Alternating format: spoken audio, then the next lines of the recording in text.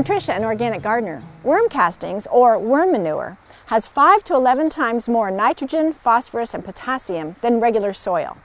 And worm compost has more micronutrients than regular aerobic compost. Today we're going to start a worm bin to unleash the power of worms. To get started, you're going to need a bin. And that can be either a plastic bin or a wooden box or a specially designed worm bin like this can of worms. Worms eat food scraps, so the size of your bin is going to depend on how much food scraps you can generate within a week. After 1 week of collecting, then go ahead and weigh them. You want 1 square foot of surface area per pound of food scraps. The depth of the bin should be about 8 to 12 inches. Whatever kind of bin you use, make sure that there's holes in it, because the worms need oxygen.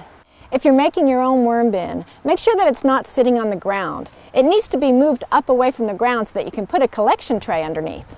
I'm using this can of worms bin, which has its own built-in collection tray.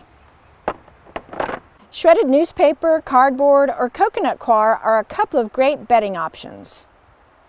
You want to moisten your bedding. You want it to be wet like a damp sponge. We're going to start building our first working tray.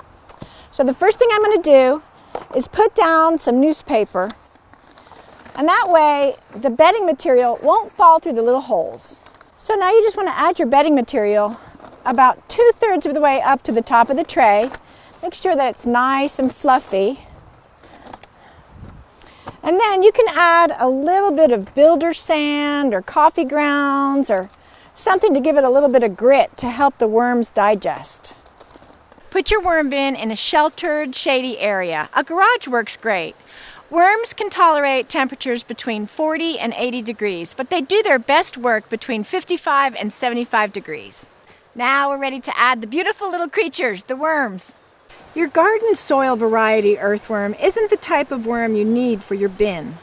Worm composting is done by brandling worms, European night crawlers, and red worms.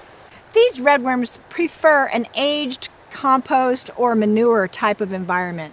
Regular earthworms from the garden won't survive in a worm bin. To start a new worm bin, get about 1 pound of composting worms. That's about 1,000 worms.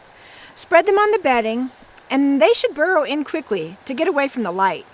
Start feeding your worms slowly. Don't give them too much at once.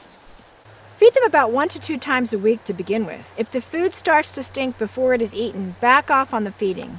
Bury your food scraps an inch or so under the bedding, changing location each time.